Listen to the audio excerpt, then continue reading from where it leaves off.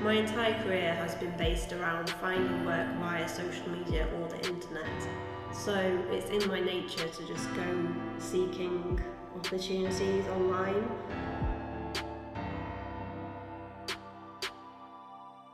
Hello and welcome to another episode of Promote the Hell Out of It. My name is Misael Trujillo and this is the podcast where I talk to guests about subjects we should all be talking about, promoting and understanding. And this episode is really special to me personally because I talk to Jayne Robinson. She is my partner in business and in life. And in case you didn't know, she helps with so many aspects of the podcast. So I really have her to help for making this a living and breathing thing. And we cover so much ground on the podcast, including her background as a beauty blogger, how things have developed and changed, and the last year and a half that we've spent traveling first Asia and now the UK with the help of trusted house sitters, the difficulties in doing this, the difficulties in leaving our flat in Barcelona and putting everything in a storage locker, and hopefully also cover a load of tips that will help you be able to do similar things if you were to want to do so. And this episode takes into account all of Jayne's experience in marketing, in content creation, in strategy. She worked in London for top agencies including Rabbit, Mission and Exeat. She's had brand experience with companies like bareMinerals, ASOS, Thorpe Park, Cath Kidston, SheaMoisture and more. We run a digital company together, helping companies with all their digital and content needs called Kitsch.Inc. She has her blog website up called CMK, and we run Food Scouts together, a company that does merch. So I can testify to the fact that Jayne's incredibly busy, and we obviously talk about how to cope with this whilst traveling and how difficult it can be at times, and give some tips to help. This episode is brought to you by Nextstand, our friends who we met whilst traveling in Asia, and we actually talk about meeting them, getting the sponsorship and how all that worked out, and why we're so excited to work with them too. So please check out their products. The link is in the description, along with a cheeky little discount code for you all. And I really hope you enjoy this episode. My entire career has been based around finding work via social media or the internet. I wanted to start talking about the 4-Hour Work Week by Tim Ferriss because it keeps on coming up in the podcast, and you finished it and I didn't. And you finished it a few days probably before we actually decided to try saving up to go travelling. Yeah, because basically we're like, can't take this book travelling. Apparently it's got all the answers in. People that we trust and respect have recommended it to us. I thought I best prioritise that to help progress things. Like, I was really anxious about going travelling. Like, I didn't think I was brave enough. I didn't think that I'd be able to eat properly. I didn't think that I could afford it. So it was really reassuring to read something very logical that brought together lots of different people's experiences. And then obviously the other stuff that we researched off the back of that book kind of helped confirm that it was possible without having a lot of money or without having a lot of confidence, and it wasn't gonna be as scary as it might have seemed when I was like 10 years ago or whatever. And do you think that when you read, because I guess you'd read half the book when we decided to go travelling, and then you sort of sped up to try and finish it, but that first half of the book, was it the concept of it, how easy he puts the concept of working remotely, that helped you, or was it something else about it? Well, to be honest, a lot of the stuff in 4-Hour Work Week isn't necessarily always relevant to us because we don't have a big, massive company like e-commerce setup, which is obviously a really good strategy if you want to do the 4-Hour Work Week, and it's something that we often talk about. Yeah. The limitations of budget or resources. So I wouldn't say it was the main inspiration. I think it was, like I say, it was just a reassurance that someone who's intelligent and successful has made this work, so maybe I should try it. For sure, yeah. And what about the concept of, because it really helped me, and I'm interested to see how much of an effect it had on you, the concept of analysing what you want to be doing in life, and then finding the cheapest place to actually get that. Yeah. Did that help you? Because for me that was huge. I think the things that helped me the most is actually still the article from Sam Cookney about him commuting from Barcelona to London. That still sticks with me as something that was like, oh wow, okay, maybe staying put isn't necessarily the best thing all the time. Like, it's absolutely bizarre that it would be more cost effective and more efficient with your time to get a flight from Barcelona to London every day instead of living in London. Yeah, absolutely. And that really changed my mindset. And then obviously a lot of the YouTube channels that we researched on as well, where they break down the cost of living in these places, it changes your perspective and you're like, okay, maybe I am being screwed over if I stay in the UK or if I stay in Spain. Maybe I should go and explore other options. Yeah, I think that's what did it for me, definitely. So do you think then, after the Sam article, we made the move to Barcelona and we were there for 2 years, and when we first got there, obviously, we were in the circumstance where it was a lot cheaper because the pound was still quite high and we were getting a good value in the euro for it. So was that part of the experience that made you go, yeah, I can see why that's a good idea, we should do it again now that the situation's changed? Yeah, well, the whole Barcelona thing was a bit of a fuck up, really, because of wonderful Brexit. And if we had a lot of opportunity there, like there was a lot of creatives and businesses that were very aligned to our thinking, but obviously when it becomes unsustainable to stay there, you can't stay there, you have to think of options. So I thought, why not? I might not get a chance to go travelling again, so I might as well try it now, seeing as the other option was to go back to the UK, which I wasn't feeling either at that time. For sure, but I know it's... How do I put this? I think that it's easy to look at these things. At Brexit, we were obviously, and we still are, very angry at the situation. That's one of the dogs jumping off the sofa. Obviously angry at the situation, but at the end of the day, you've just described that it basically pushed you to do something that otherwise you might have waited or never have done. Yeah, for sure, and I'm grateful to have been put in that stressful situation to some extent. Like, I wish that I had been able to do without as much stress. Yeah. But yeah, like I say, like, when you don't know what to do, you might as well try something new rather than keep slogging away at something that's not going your way. Yeah, and part of the reason I think that's important is because it's the conversation I had with Jonathan McDonald about reevaluating how we see things that have happened sometimes. Like, we talk about it a lot, and it's something I think that has scarred us a lot, was how much our circumstance suddenly changed after Brexit. But what we don't generally talk about is how much we learn and how many new things we come out of every time something that crappy happens or that shit happens, how much stronger we come out of the other end. Of course, and like I say to you many times, I'm a totally different person to what I was like 10 years ago, or even like 6 years ago. Like, a lot of stuff has occurred in that time that has opened my mind, or like taught me new lessons, or made me like rethink what direction to go in life. And going to Asia and now doing the pet sitting is all just adding to that experience.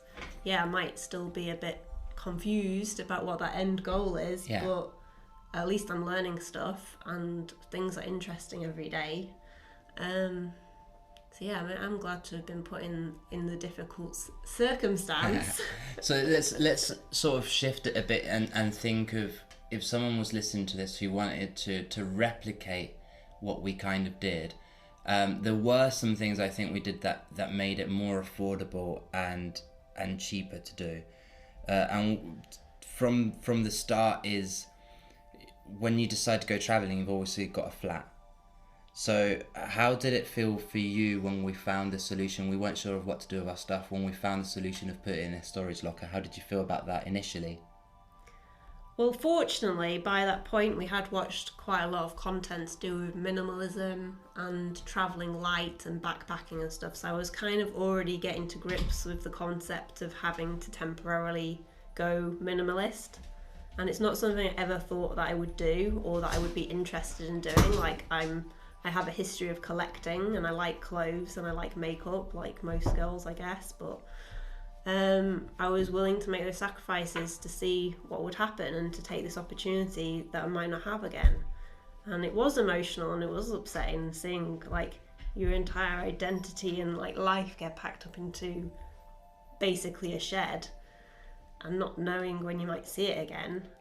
And what about in terms of the actual how it works, like financially? Do you feel it was the right option? Do we save enough, like, by having things in a locker to go traveling? Of course, it's ridiculous. Like, how can you compare paying like €850 a month, plus most people pay more than that on rent? Well, it's gone up to almost 1,000 now. Yeah, and that's not Barcelona, including utilities, to paying like 60 to 70 euros a month for a shed, and to have that freedom of movement, that freedom to just go wherever and not worry about your stuff. It's there when you decide to come back to it. And just for the sake of listeners, because of describing it as a shed, how do you feel? Like, does your stuff feel secure? Like, do you feel secure with the place? Is it a good place to leave it? It's a wonderful setup. We're using Blue Space. It's very much like most of the storage facilities that you've seen in the UK. They're usually on an industrial estate. There's loads of lockers, all different sizes. I say it's a shed because that's roughly the capacity of our specific unit. But it's very clean, it's very dry. I don't have any concerns. We've got a padlock on there. They've got CCTV, they've got insurance. Like, there's not much that can go wrong with it, in my mind. And I don't really want to think about what could go wrong with it. I mean, we've been back twice in, a year and a half, and it's been absolutely fine both times, and it's good service. So in that sense, I feel pretty comfortable with it. And then next, looking at buying flights to fly out. I think part of what helped us was the flexibility of being able to choose any date of the week and keep it quite flexible to keep it cheap. Was that useful for you, or did it make you feel pretty stressed out having to leave things quite open? Well, since we've been sort of remote working and freelancing for quite a long time before the travel concept came to mind, I think we were pretty prepared to be flexible with that. Like, we can get stuff done around that. So one of the advantages of being freelance is that you can switch and change your work schedule to suit what your personal life is doing. And that's something we embraced very well in that situation. I think so, yeah. I think it felt quite natural to keep things flexible, and I think we have done for a long time. What about not having a return date? Because that to me felt strange. Like, not knowing what the end goal was. How did that feel to you? Well, we were very sensible. We saved up enough money to afford the return flight, and we weren't going to touch that until we needed to buy a return flight. So I wasn't worried about that, and I think that's a really good safety mechanism that anyone who's worried about travelling should use. Like, it is difficult to save money, but if you can just cover your return flight and sort of like your first couple of weeks of getting there, I think that's reasonable. And obviously that amount that you have to save depends on what kind of experience you can afford to have or you want to have. Yeah, absolutely. How did you find the travelling? Like, starting with that first huge sort of 17-hour journey out and having to land, and the time difference and all of that kind of stuff. Well, fortunately for me, I had done a couple of long haul flights before, like quite a long time ago, just to Canada and America, once each. So I kind of knew a bit more what to expect than maybe you did. But obviously, you know me, I don't like travel days. They're long and they're stressful and they're a bit boring and they're usually overpriced and you normally eat badly. But overall, I was okay with it because I was excited to go to Asia. I always wanted to go to Asia. I didn't think I was going to ever. So I was excited, and like we were saying the other day, the service on the flight was excellent. We got fed, we watched a bunch of movies, we played games. It was fun. Is there any advice you'd have for someone who was doing that kind of thing for the first time? Because I struggled with it. I hated being on a flight for that long. Well, there's a lot of like health and well-being things that you can do to prepare, and like we did do some of them, such as like, and these are just good general health tips regardless of what you're doing, not just for travel, and that's making sure you're drinking enough water, not overdoing alcohol, like preparing with like probiotics or like any multivitamins that you know that your personal body will benefit from. And that's something that we learned from Tim Ferriss as well, because he talks a lot about sort of body hacking, life hacking.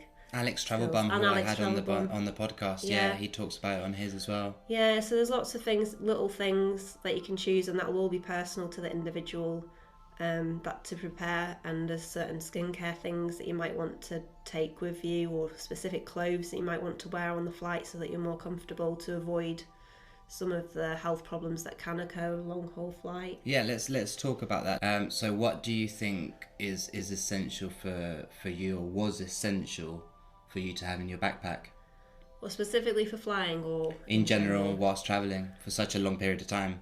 Well, like I say, like I kind of was already on the minimalist wavelength just before going, partly because I wasn't really buying that much new stuff anyway. I was enjoying what I already had, like especially from the beauty side of having worked in the industry and been a beauty blogger. I obviously had a bit of a backlog of stuff to products use. To get through, yeah. So for me, having had that period of my life where I had access to a lot of stuff and a lot of nice stuff, and then have a period of life where those things aren't in my budget anymore, or I don't get sent stuff, it was kind of refreshing to have a period of time where I was like, okay, let's reevaluate what items actually matter. And what items would you say they were? It's really, I don't know, like I still haven't figured it out fully. Like, especially when you work at home and you're not socialising that much, like you don't necessarily need that much, because you don't worry as much about your appearance or like what people are going to think and stuff like that. So I just made sure I had a few varieties of outfits so that I had comfort and also like some style. Yeah. And then like in terms of like beauty products, it's probably like the most lo-fi I went in ages. Just used coconut oil and like mineral powders that had SPFs in, like very simple things. And then, as you know, during our time in Asia, I ended up giving up shampoo completely, because I'm quite fussy with my beauty products anyway, and it was a faff to carry all these things, especially with when you're doing hand luggage only and you have restrictions on liquids and stuff. So it worked quite well to just kind of experiment with it, and it kind of made me reevaluate everything that I knew about marketing and the beauty industry and the fashion industry and all sorts of things. I think we need to mention Tiger Balm in there, because cause you're gonna get bitten and it's gonna be itchy and it's gonna be horrible, and that was a saviour when you figured that out. I'm not sure where you'd read it, or if you already knew about it already. I just never used it before. It's quite an iconic Asian beauty product, like a natural medicine thing. I can't remember what it's made of right now. And you can buy it in England, you can buy it pretty much anywhere in the world, but one of the things that I did get excited about in Asia, which you know very well about, is the beauty and wellness stuff and the food.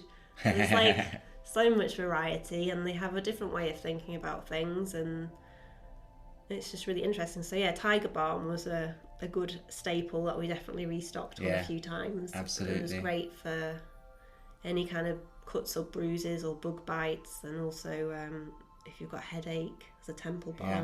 Yeah. So I want to touch on the first 24 hours that you spent in Asia.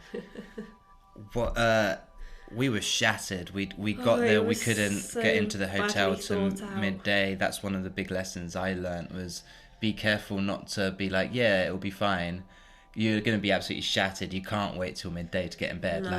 You need to, like, there's really mixed opinions on it. Like, some people say, like, just arrive and then immediately adapt to whatever time it is where you arrive. I can't even remember what time it was when we arrived. We arrived at 7 in the morning, and we couldn't check in till like after lunch.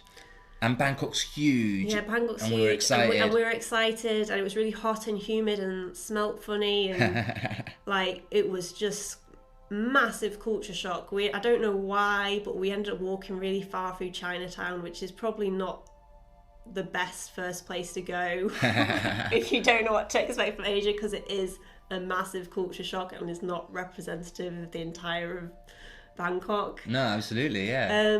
But yeah, it was exciting and we were glad to be there.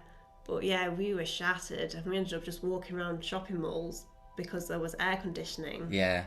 For ages. I do remember though is after we finally checked in and had some nice food there and stuff was going out of the hotel, which is on Chinatown. Can you remember Yaowarat Road? Yaowarat Road. It was at Shanghai Mansion. Yeah, we stayed at Shanghai Mansion. For 3 nights, yeah. And walking out that night and suddenly all the lights are on, all the neon lights are on. Yeah, it looks and epic. All the food is out, and it's so different to 7 o'clock in the morning when you get there and you suddenly understand why this place is so unique. Yeah. It's like nothing I'd ever seen before. It was kind of the perfect introduction to what to expect, really, like having seen the whole day. Like, because at Shanghai Mansions, they had the open front bar, and we had tokens for like half-price cocktails or something. Yeah. And they had live music on, so you could sit and look out onto the street and kind of get a vibe without being like right in the hustle and bustle of it. It looked like you were on a film set. It was like, yay, we're in an anime. It's true. It was ridiculous. So what was the first point where you struggled with something? What was the first thing that you were like, this is difficult whilst travelling?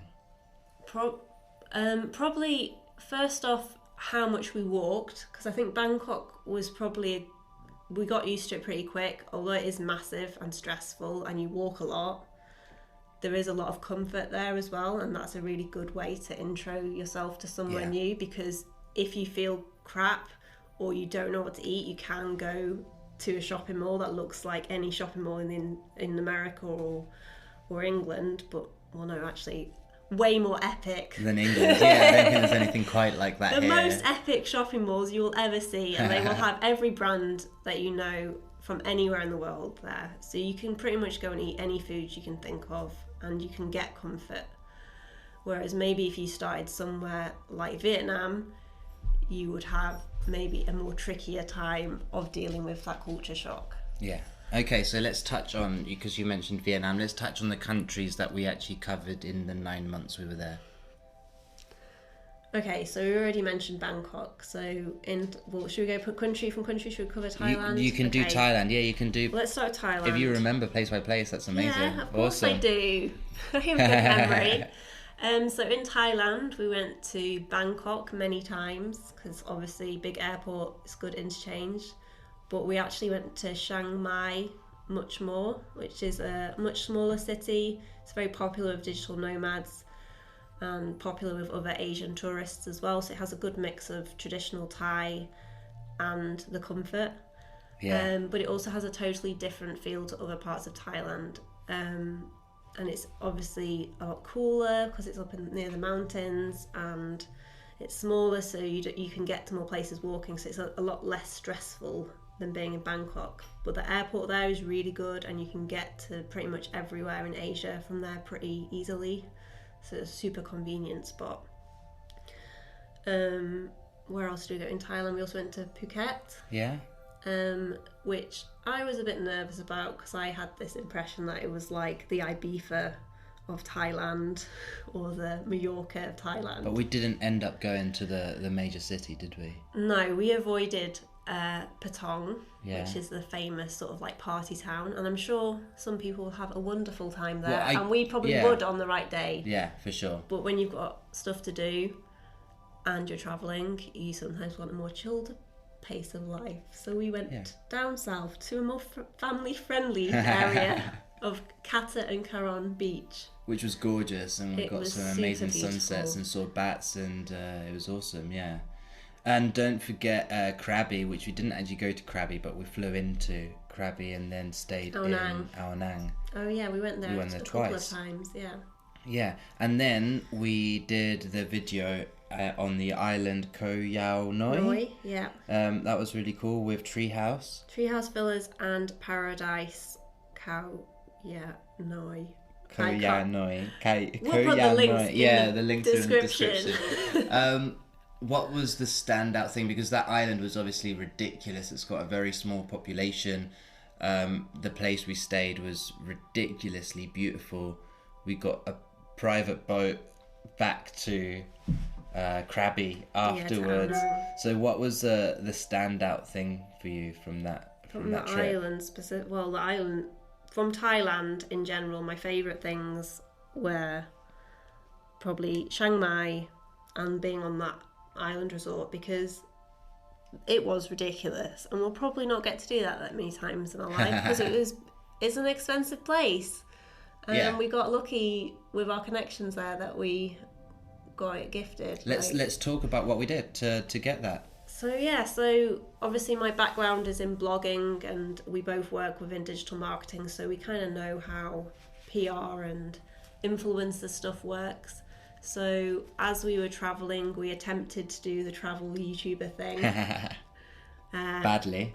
It's a lot of work. Like I say, shout out to all those YouTubers who are doing that full time. That is a lot of work, and they deserve what they get in most cases. But yeah, trying to get that started was tough, but we made progress on the Instagram front. We took a lot of photos. But anyway, we got gifted a free night at 2 different luxury resorts in Thailand in exchange for taking some photos and doing some videos. But we pitched it more along the lines of, I have a blog and a Pinterest that is successful, rather than the typical, we're a YouTuber, because we're not. And I want to kind of stop on that a bit, because I think it's important to be able to maximize what you actually have going for you, if that makes any sense. And I obviously talked to Dirk on the podcast recently about the value of actually using content creators as opposed to just looking at metrics.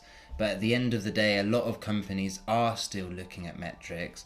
So in this case, I think you focused on your Pinterest numbers, which is obviously exciting for people, and it's something that generally isn't getting pitched as much as maybe Instagram or YouTube. Do you think that was the right thing to do, to find the niche that you had? Is that what you'd recommend to start off with? Well, I personally feel uncomfortable asking for free stuff anyway. Yeah. So I found you have to have some value you have to have value. Yeah.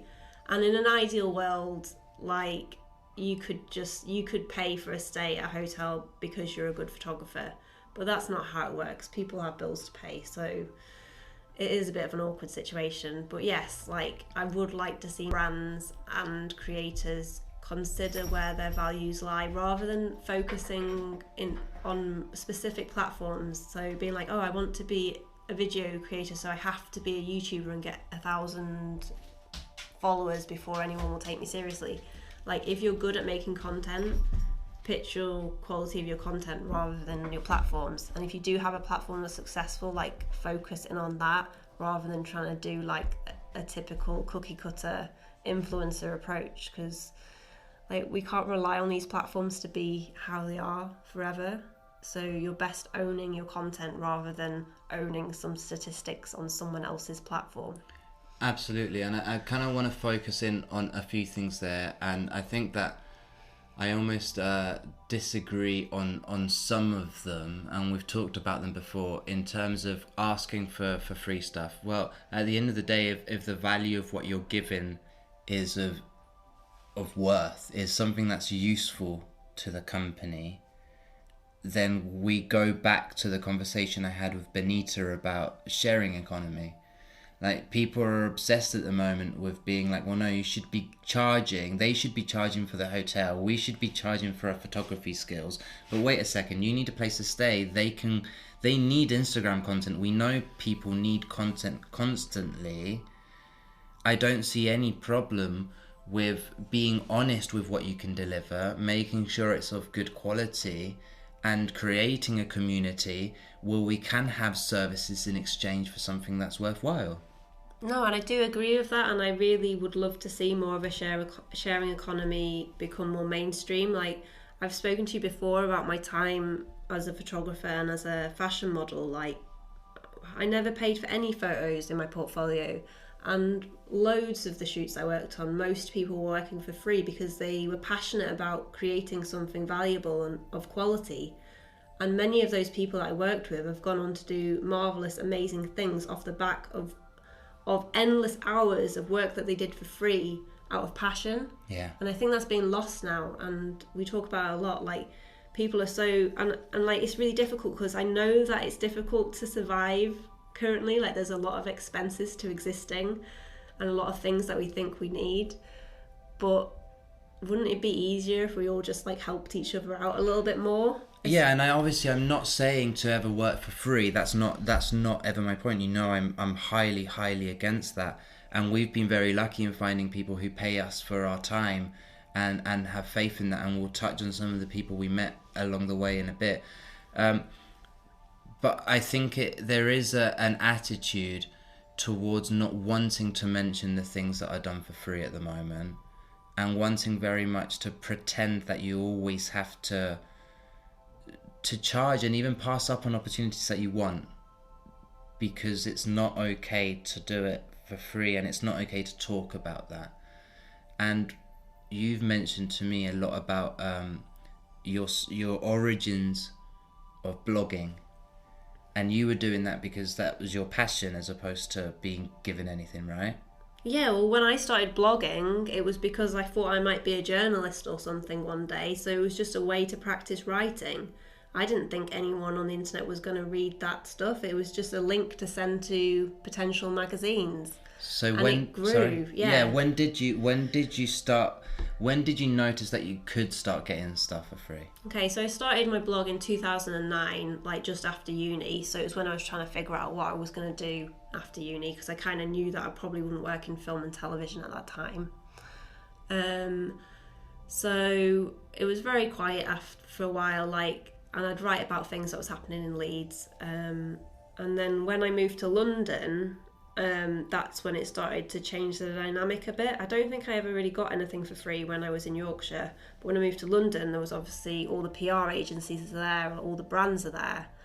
So then when you started using social media and started advertising that you're a blogger in London, that's when PR started finding me. And I wasn't approaching them, they were approaching me.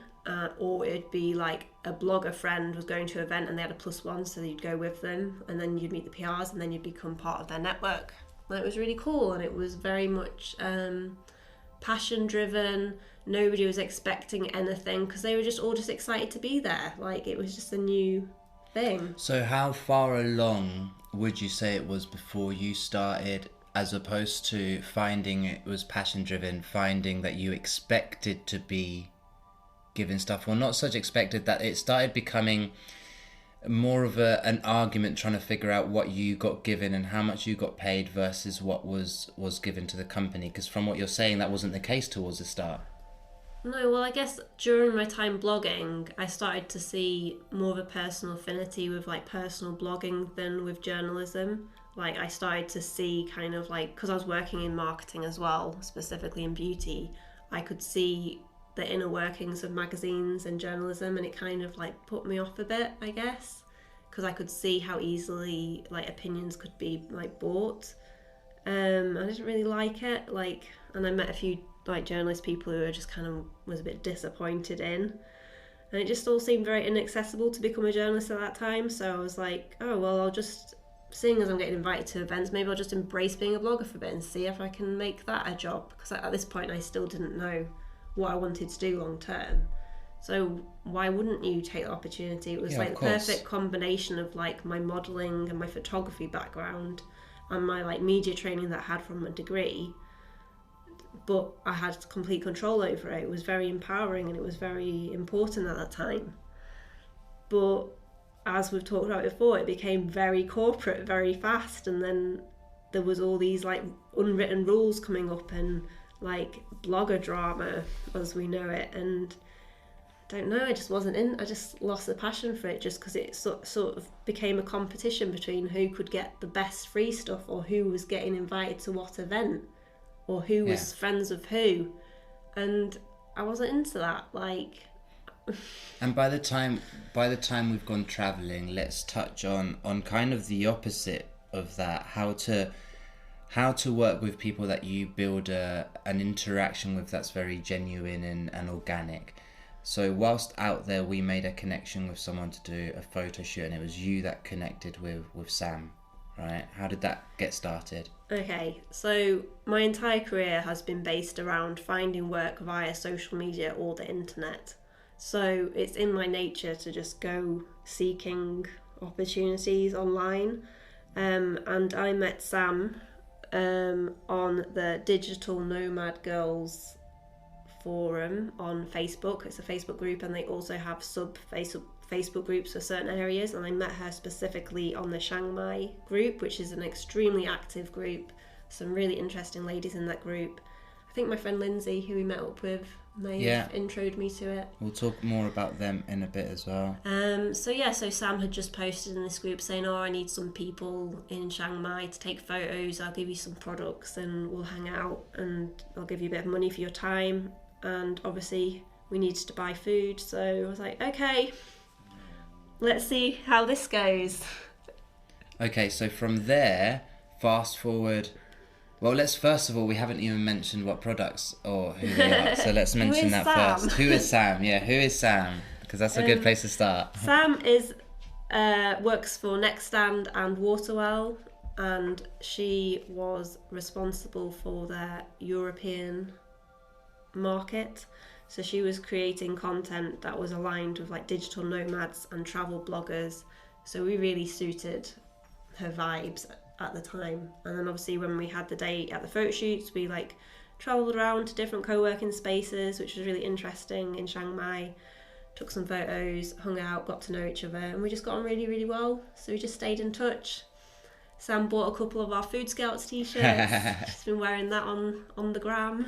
Excellent. And then fast forward 6 months, and we send Sam the podcast, and obviously now Nextstand are sponsoring the podcast, which is really cool.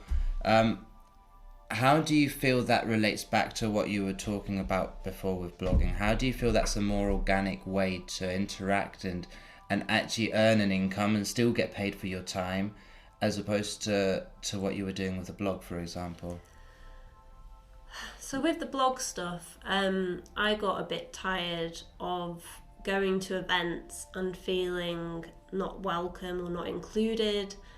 Whereas before, when it had been a bit more, I don't know, underground, before it was cool, the old school bloggers, it was much more like chilled and relaxed, and everyone knew each other. But like I say, when money started getting involved in the blogger stuff, it got all a bit competitive and a bit nasty, and I wasn't into that. So the way that we met Sam, to me, was much more authentic. It was, like we were saying, not quite sharing economy, but we were helping each other out because we had similar goals, we had similar interests, and we believed in each other, and we've shown support for each other in various ways. And I think that's maybe what we need more of in the blogging stuff. It's more like community stuff, and less focus on being like sort of like a girl boss. Absolutely. And like kicking ass at business and like making loads of money and showing off all your fancy things that you've got. Like, that's not authentic. Like, nobody lives like that in the real world. Like, I don't know, I'd rather just like find people more naturally. No, and talking about that, let's talk about the time in Penang and the guys in Backdoor Bodega, how we met them. Shen, who's been on the podcast, how do you feel about how organically, is that even a word? How organic it was to make friends on that island? Malaysia was brilliant. Like, at the start, I was really ill. Like, Singapore to Malaysia was difficult. We did a lot of travelling in a short space of time. I didn't eat very well. I had a very bad stomach and was very unhappy and still had to do work. So, anyway, by the time we got to Penang, I had chilled out a bit. Started to drink more rum. I had started to drink more. And that may have helped. Or not. Or not. Anyway, so... we went looking for a craft beer bar that we had been to in Kuala Lumpur. Yeah. Because apparently they had a pop-up in Penang. And we walked down, it was like the first few nights of being there, we walked down so many weird, strange side streets and taking in all the sights of Penang, which is sort of old Chinese shop fronts with open drains, weird little bridges and all kinds of strange things. But it's very beautiful and I love it. And we finally get to the location of where this craft beer bar was supposed to be, only to find the venue is just dead. And the only thing that's there is in this corner is a little neon light and some concrete. And we were just about to go, and then this little guy comes out with his glasses, all cute, being like, "Oh, how are you? Are you okay? Like, do you like cocktails?" And we were like, yes. If there's no craft beer, we'll have a cocktail or something. So we go into this lovely bar, and the decor is amazing. Like, it's super cool. Like, everyone who's in there is like just so our vibes, like super amazing style, beautiful, amazing menu. And they do like, I had a matcha latte and you had a cocktail. I can't remember the exact one, but it was good. I was drunk. It was great. The concept known as Norm/Knocked, which belongs to our friend Shen, and we'll link to it again and his podcast underneath.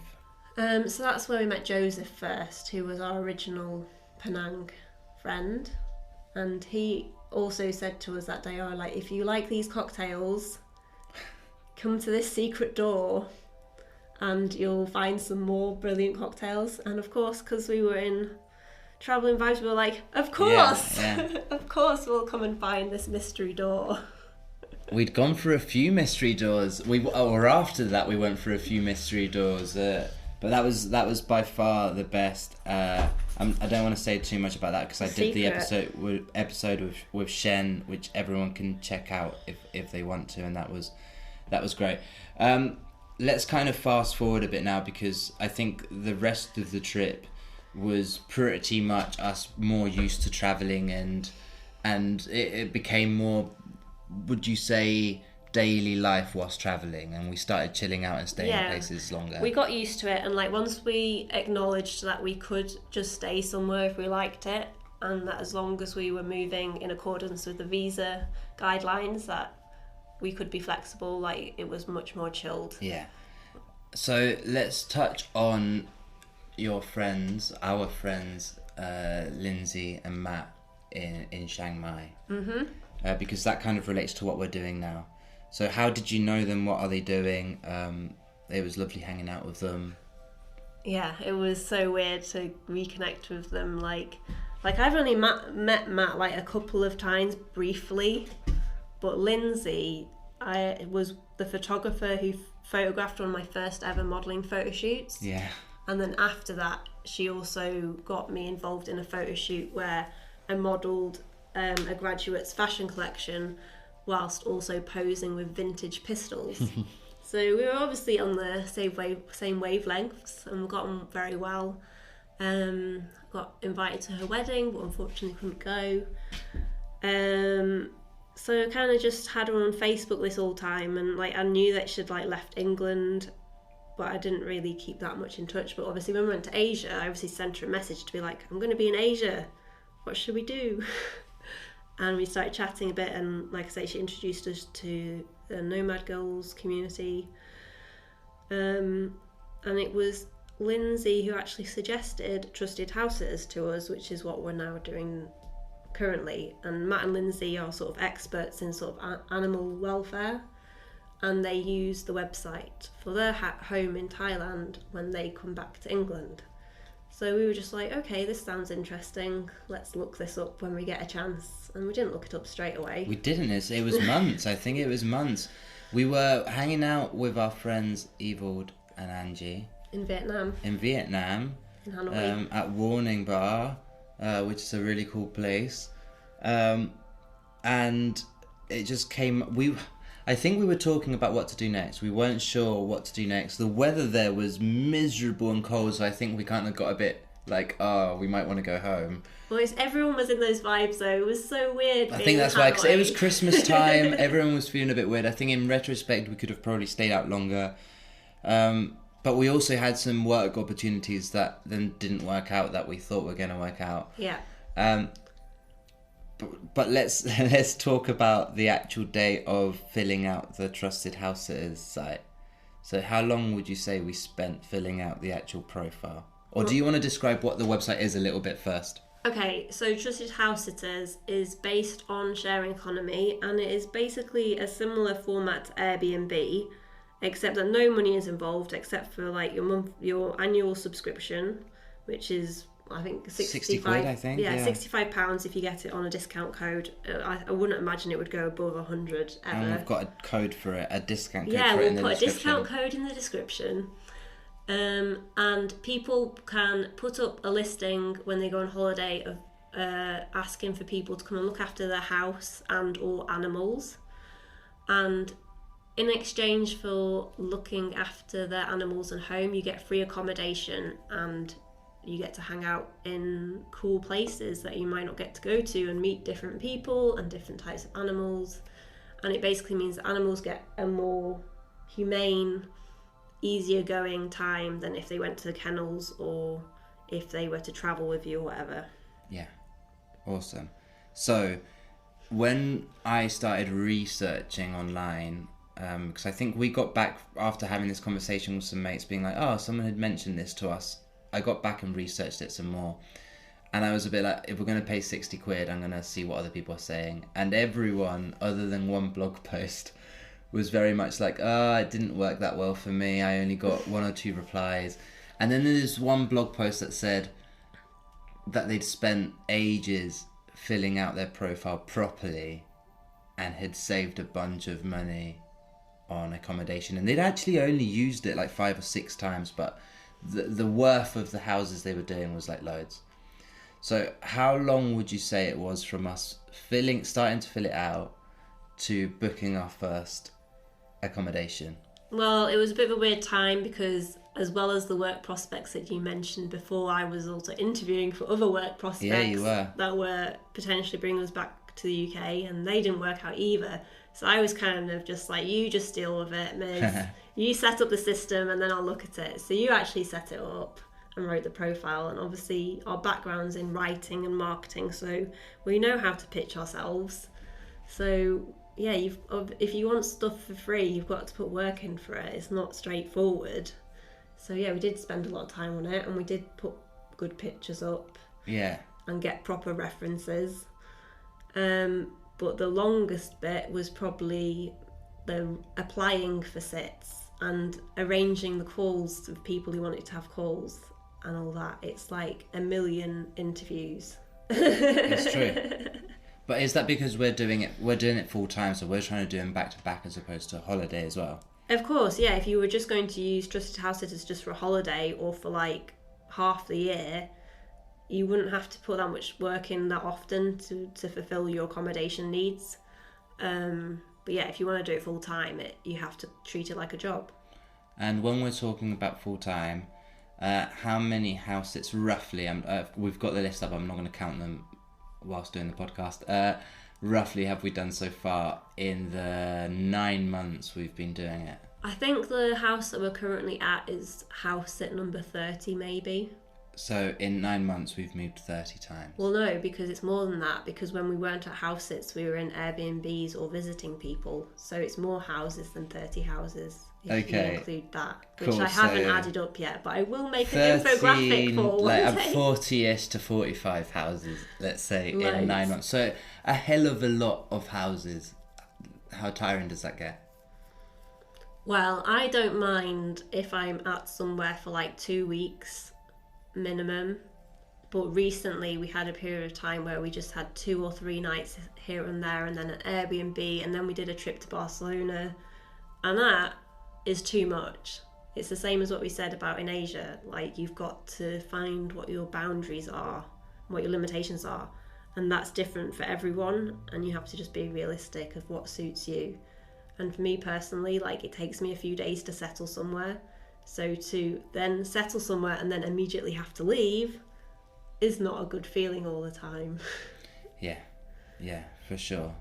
And what about, like, for freelance, especially for us, when we work with a lot of different companies from different countries, the whole Brexit situation and it not being decided yet, and we'll know obviously more at the end of the month hopefully, has been a weird one, and we've not earned as much as normal. But how much would we have spent on rent roughly?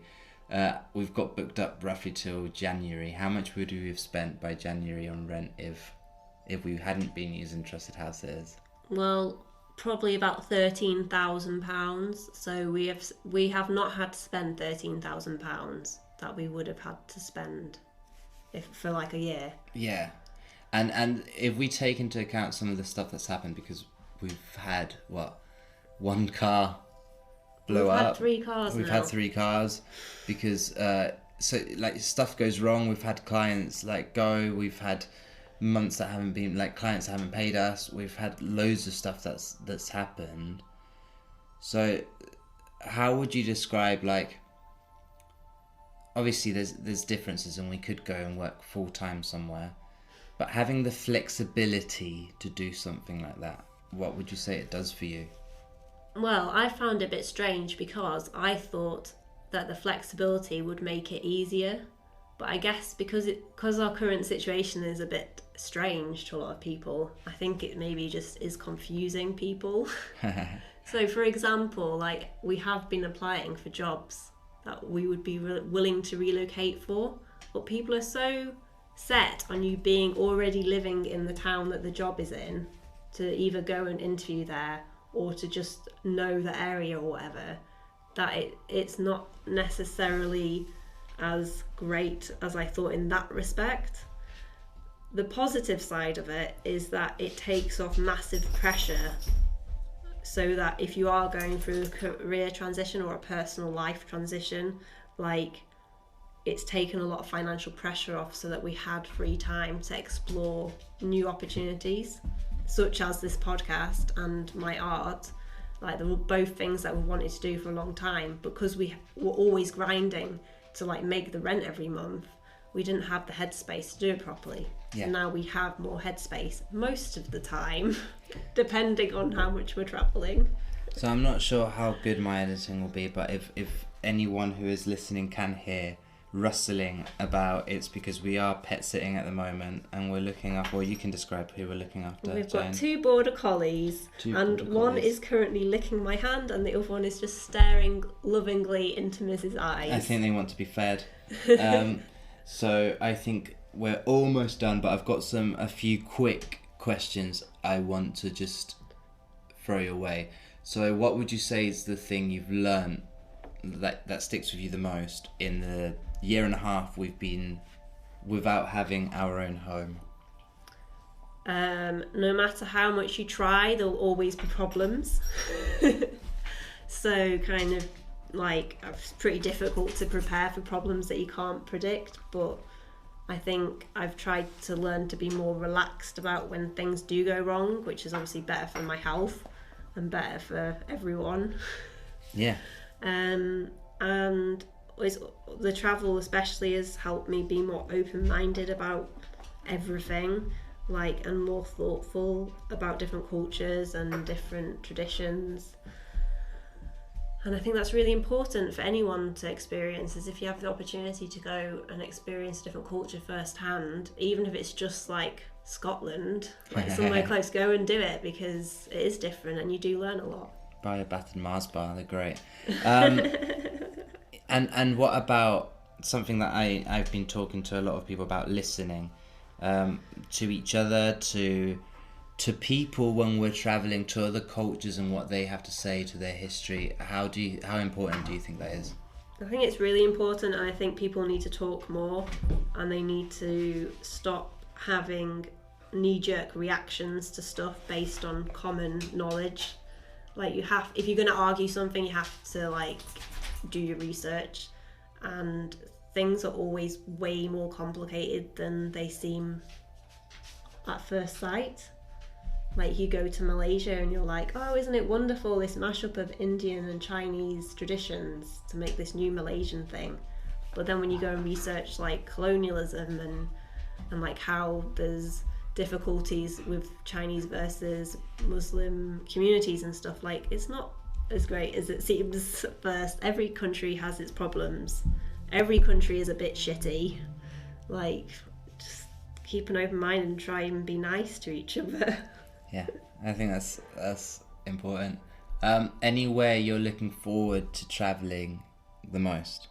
I still really want to go to Japan, obviously, but it's probably one of the most expensive places I can suggest. So I'm keeping that on the back burner for now. But if anyone can send us to Japan, that would be lovely. If anyone wants a podcast in Japan, we are happy travelling over. Jayne, thank you. I'm going to have a beer now. You already have a beer. I'm going to have another beer. Podcast finished. My entire career has been based around finding work via social media or the internet.